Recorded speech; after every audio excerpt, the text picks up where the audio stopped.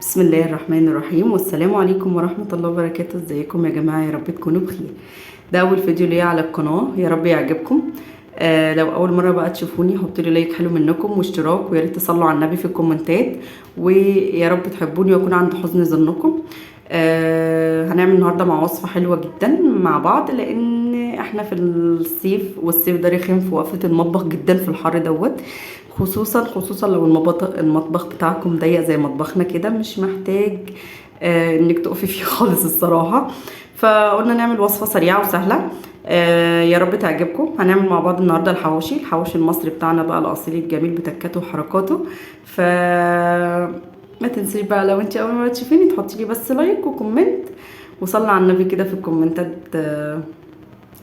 عشان ناخد ثواب مع بعض يعني. معايا بقى هنا بهاراتنا، معايا فلفل اسمر وملح وكمون وكزبره، كل حاجه معلقه صغيره، وكنزبيل، وطرف المعلقه كده قرفه. بس كده دي بهاراتي. حابه تزودي بهارات تانية انتي بتحبيها، حابه تحطي بهارات حواوشي مع الفلفل الاسمر والملح وبس، ماشي تمام مفيش مشكله، براحتك. البهارات اللي انتي بتحبيها حطيها، انا مش بايدك باي حاجه. معايا هنا بصل مفروم بقرن فلفل حراق وبارد، فانتي حابه تحطي بقى بارد بس ماشي.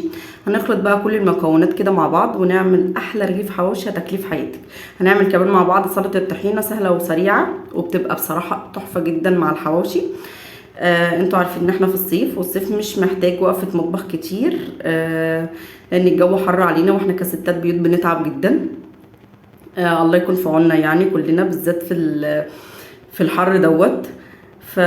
فلازم نختار حاجة سريعة وخفيفة في الصيف، عشان تكون سريعة، بالذات بقى السندوتشات والحاجات دي. زي ما انتم شايفين انا عملت الحواوشي وحشيت العيش ودهنته كده زيت بسيط جدا من فوق ومن تحت بالفرشة.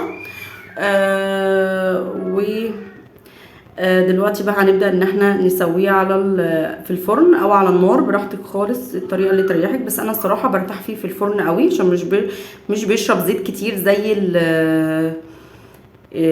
فوق البوتاجاز يعني. فحطيت اهوت فلعت، سوري بقى على اللخبطة لان ده اول فيديو ليا. حطيت ولعت الشواية فوق وتحت، البوتاجاز يعني فوق وتحت وكده. ويلا بقى تعالوا نعمل مع بعض سلطة الطحينة، سهلة جدا وبسيطة وهتعجبكم اوي. معايا هنا بقى طحينة وتوم وملح وفلفل اسمر وكمون وخل وعلبة زبادي. الزبادي بيشيل المرارة شوية اللي في الطحينة، ده اللي انا بحسه. مش حابة تحطيها خلاص براحتك خالص، بس انا الصراحة برتاح فيها جدا. بحس ان الطحينة اتشال منها نسبة المرارة اللي بتكون فيها، لان انا بحس بيها في مرارة. مش عارفة في حد زي كده ولا لا. لان الحواوشي الصراحه لازم جنبه طحينه وسلطه خضره بقى وشويه سلطات جميله كده. بس احنا النهارده مش هنعمل الا سلطه طحينه وشويه الحواوشي. زي ما بقولك احنا في الصيف ومحتاجين ان احنا ننجز في المطبخ جدا. وانا يعني اكترية اكلي الايام دي بتبقى سندوتشات، حاجات كده، ايه، سمك، حاجات اللي هي ايه، ما تخلينيش اقف في المطبخ كتير. وان شاء الله هنعمل مع بعض وصفات حلوه جدا وميزانيات حلوه جدا جدا جدا، ميزانيه البيت بجد يعني.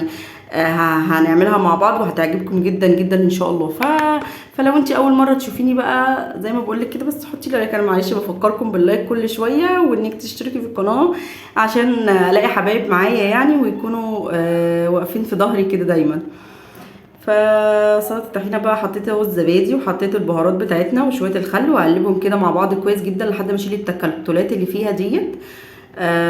وزي ما بقول لك كده يعني حواوشي يعني سلطه الطحينه. بصي بقى بزودها كمان شويه ميه ساقعين او سخنين براحتك، بس خليهم من الحنفيه احسن، عشان الميه السخنه لما بتبرد بتتقل الطحينه اكتر. فخلي الميه تبقى من الحنفيه عادي جدا. هو في ناس بتحط لها ميه سخنه، بس انا بفضل الميه من الحنفيه، عشان ما لما تبقى، لان الميه السخنه لما تبرد بتخلي الطحينه تتقل قوي يعني تتقل، فبتضطري ترجعي تخففيها تاني بعد ما بتكوني خلاص حطيتي بهاراتك وتوابلك، وبتضطري تزوديها حاجات بسيطه. فعلى ايه، هي الميه من الحنفيه حلوه جدا وبتكفي يعني.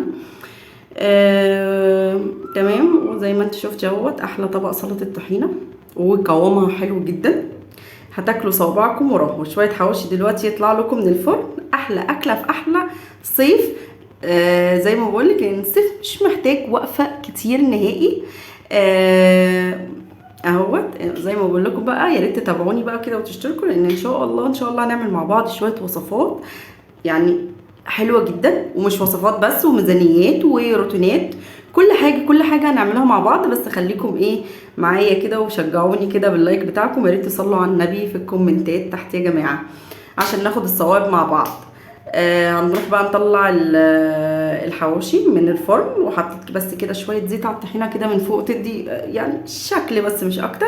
ودي طلعنا اهوت الحواوشي، وقليت جنبه شويه بطاطس، وحطيت شويه مخلل. بصوا الحواوشي لونه حلو، شكله تحفه، وصراحه الطعم كان تحفه تحفه تحفه تحفه تحفه تحفه. دي كانت الوصفه بتاعتنا النهارده. يا رب تكون وصفتي سهله عليكم وتعجبكم. ما تنسوش بس تحطوا لي لايك وتصلوا على النبي في الكومنتات.